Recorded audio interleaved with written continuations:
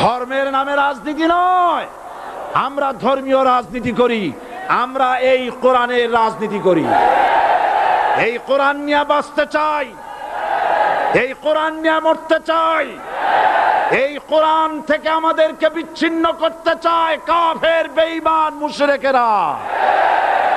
ও আমার জাতি, কোরআন থেকে যারা বিচ্ছিন্ন করতে চায়, তোমরা কি তাদের বিরুদ্ধে জিহাদের জন্য প্রস্তুত থাকবে?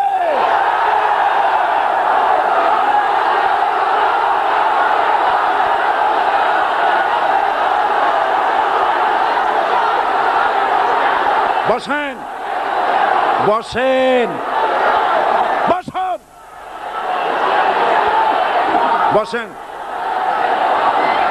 বসুন। আমি বুঝতে পেরেছি বিষয়টা কি। আসরের পরের থেকে বসা তো, সুযোগ পাইয়া খাড়া হইয়া কোমর সোজা করলেন। বসেন, সবাই বসেন, কোমর সোজা হয়ে গেছে, বসেন।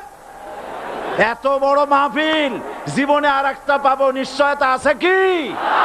জোরে বলেন, আছে?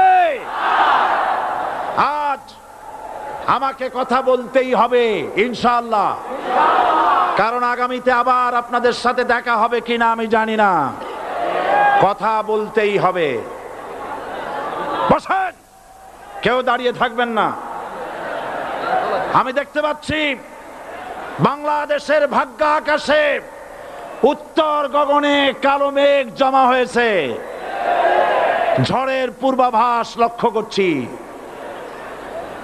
যদি মোকাবেলা করতে না পারেন সক্ষম ভাবে, এমন অন্ধকার গাঢ় কালো অমাবস্যার রাত আসতে পারে যার সুবে সাদেক হওয়া অসম্ভব।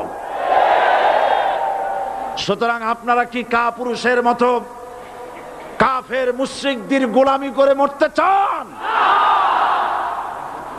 বিড়ালের মতো 500 বছর বেঁচে থাকার কোনো লাভ নাই। সিংহের মতো 1 ঘন্টা বাঁচতে চাই। আমাদেরকে বলা হয় সাম্প্রদায়িক উস্কানিমূলক কথা নাকি আমি বলি। পত্রপত্রিকা দিছে না তারা? সাম্প্রদায়িক উস্কানি কথা, সাম্প্রদায়িক উস্কানিমূলক কথা বলি। সেই জন্যই বোধহয় শত শত মুসলিম আমাদের কাছে এসে মুসলমান হয়।